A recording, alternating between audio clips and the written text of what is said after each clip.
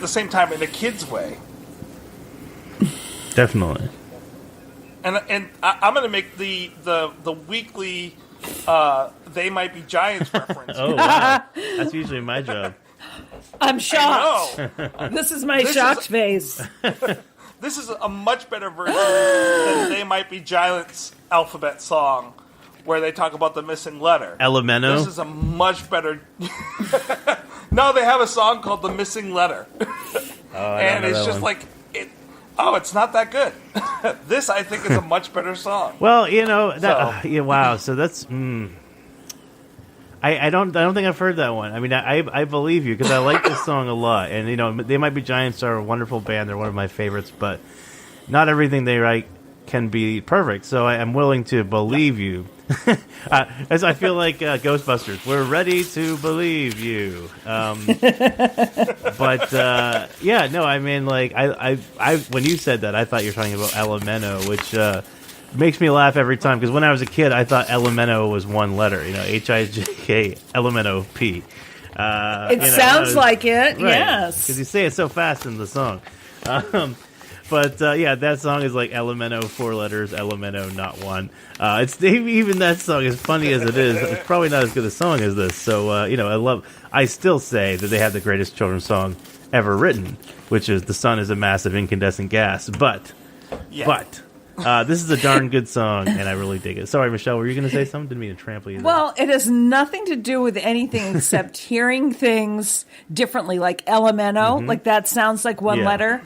I used to think when I was a small kid that Mary Tyler Moore, I thought her name was Mary Tiny Little Moore. Mary Tiny Little Moore? Yeah, I just Is always she like a did. little person? I don't like know. I think it had something to do with her sunken in living room, like Mary how the living room went. More. She married Tiny just Little like More. Well, okay. I guess. I will. But it's just funny how you hear things and you aren't corrected until years later, and you feel like, oh my gosh, the first that. Yeah, no. That's my not whole right. life is a lie. No. Yes. But the very first time I heard the Pledge of Allegiance, I thought it was to the Republic for Richard Stans. And I wasn't sure who Richard Stans was, but I wondered if he was related to Ray Stantz of the Ghostbusters, because I was a fan even as a little kid. Probably shouldn't have been watching that movie at that age, because all that stuff went over my head. But, probably explains a lot about me. And you're not going to ask. Well, the other thing is, in my defense, I grew up in Central Maine, and when I say Richard Stans, I think that I to people outside of New England, I probably sound like I have a New England accent. To people in New England, I apparently sound like I have a Canadian accent. I think that I speak in the broadcast English standard, but compared to a lot a lot of people in Maine, if I say Richard Stans, they say Richard buddy. Stans, which sounds like Richard Stans. Dude, I pledge allegiance to the flag, to the Republic for Richard Stans. Richard. Wicked. Awesome. Yeah. So, I was very confused as a child. Not to mention... Fuck, dude. Yeah. Pardon my language. Oh, that's a beep. I'm sorry. Is that a... Just a little bit of one. Whoops. I apologize.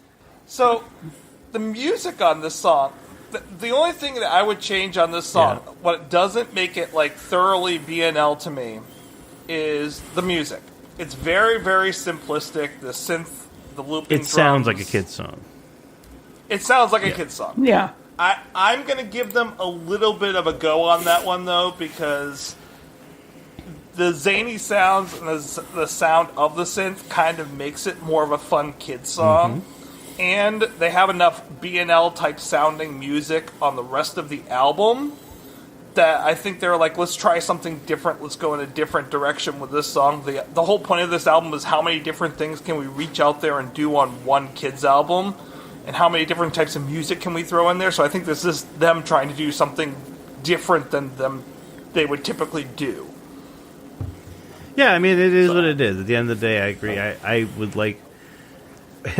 again, what I love about BNL is that they do have such a broad range. Yes, they're all. I mean, at the end of the day, they fall well under the umbrella of rock music in general. But within that genre, you have so many subgenres and different influences.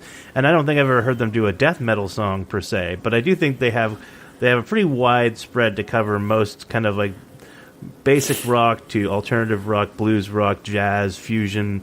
They've got a lot. They've got a pretty wide base. It's hard to pin them down into like one bluegrass. Particular. Yeah, they got bluegrass. Some kind of more electronic or experimental influences sometimes. Classical influences. So I appreciate that they come from a place that they're kind of all over the map. As far under the rock umbrella again. So I like that. I think Tracy, you probably hit the nail on the head.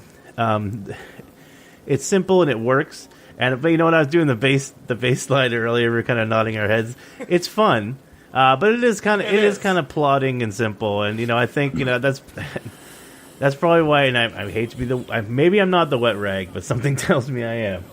But maybe this is probably a good transition point to ratings. So I'll actually throw myself on the sword or grenade as it may be. Well, before we go to ratings.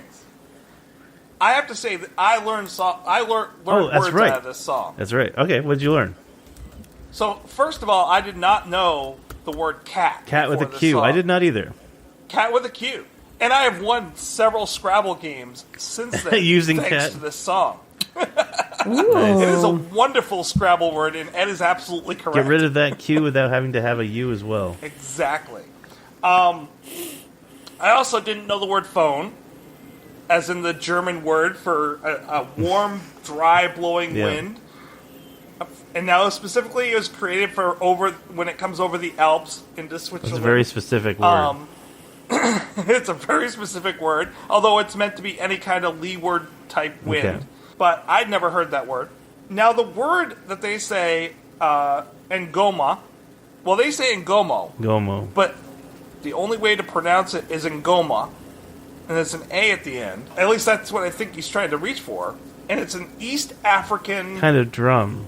Yeah. Word, a Swahili word for a type of a drum used for a certain type of African music. So I think that's what he was reaching for on that one. Of course, I hope we all know the word tsunami. Yes.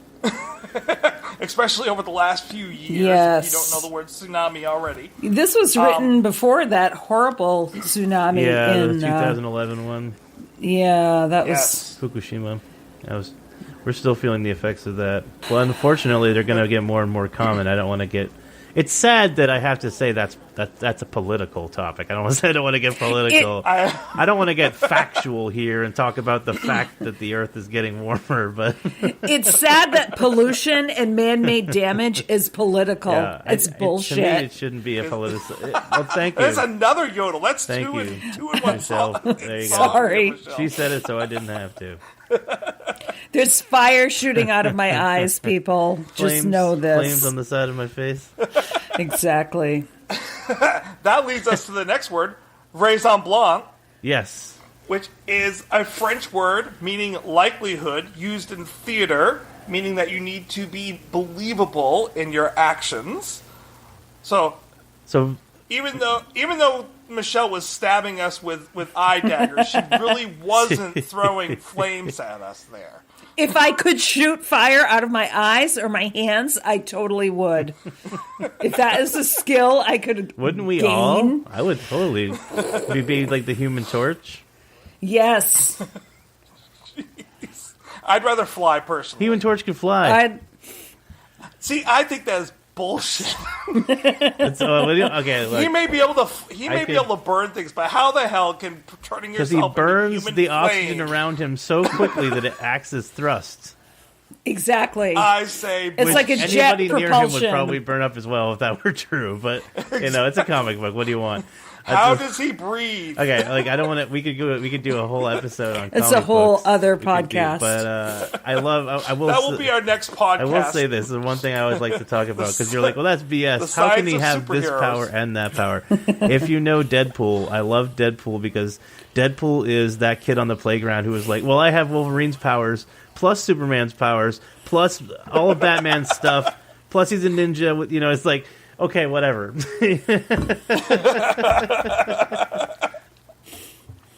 That's a whole other podcast that we need to create. I was nerding out there for for a moment. Pardon me. So then we have Xi'an, which means Western Peace, but its original name of the city actually meant perpetual peace. It is the lead capital of the Tang and Eastern Han dynasties. It is known as the oldest of the four great capitals of China. And it has recently re-emerged as one of the cultural, industrial, educational centers of China over the last few years. Interesting. So this was a very prescient song then. It predicted... It was. Predicted Xi'an, or is it Xi'an? The rise of Xi'an. Xi'an. My friend Josh, who is Chinese, will be cringing when he hears this, probably. Probably, yeah. We've totally blown correcting the my pronunciation.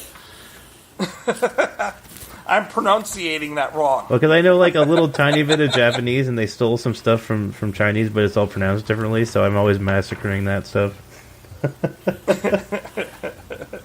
Speaking of massacre, oh my. The last word that we're going to come to is éperit, which is a French word, which is the synonym of mustard gas. Oh, wow. Which is why he says it's a very nasty gas. A very nasty gas. I would agree with him.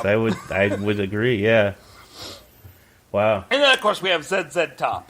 Yeah, on a lighter note, mustard gas in a kid's song, by the way. Maybe this is a little more... That's got to be Steven right there. One of my notes was definitely this is way more for adults than it is for kids. Well, yeah, because adults immediately you can just hear the words in your head and envision them and start to see the ridiculous, the contrasts. I don't know. It just, to me, this is. I would love to play. This is why I'm not a parent, by the way. But if I had a child, I would probably play a standard kid song. Where it's A is for apple, B is for box, C is for cat. And then, I would play this song, and then be like, wait a second, what? A is for aisle. No, aisle is I-S-L-E. No. Very confusing. But that's, that's one of the things I love about the English language is how, as Tracy mentioned, it's not really just one language. It's a weird blend of English and French, and we had the Saxons coming in, and the Normans, and all that, and Germanic. So it's this weird blend with all these weird loan words, and then that was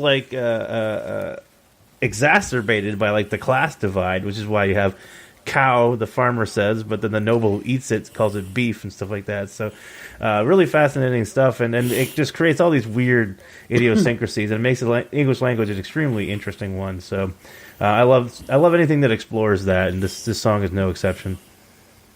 I agree.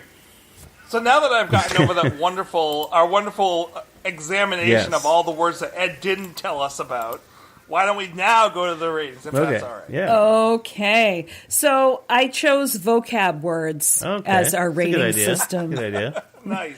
And I'm going to go first just please. because I feel like it. But I originally rated this song a little bit lower, but you had mentioned 7, 8, 9. And I don't usually do this. I like to just rate the song for what I rate the song. But I had to go back and look and see what I scored 7, 8, 9 at. And I definitely like this song better than 7, 8, 9. And I just could not rate this lower than 7, 8, 9. I could not. Mm-hmm. So, having said that, I give the Crazy ABCs 3.25 vocab words. Very nice. Very respectable. Yes. Thank you. How about you, Aaron? Let's do it alphabetical order. If you recall our New Year's Revolution episode where we totally changed some of our ratings, I specifically took 7, 8, 9 down to a 2 for precisely this reason, because I knew we had more of these coming, and I wanted to make a little wiggle room. I wish I had your foresight on that. I just didn't. Honestly, at first, looking at what I was going to rate this song, I thought it was going to be the highest rated of any children's song that we've done. It's not, as it turns out. There's one song that I rated higher. But I am rating it. It's a silent H. I am rating it. I am what I am. H is for am. I am rating it at the second highest of any children's song, and higher than many other non-children's songs that we've covered so far. So my highest rated children's song is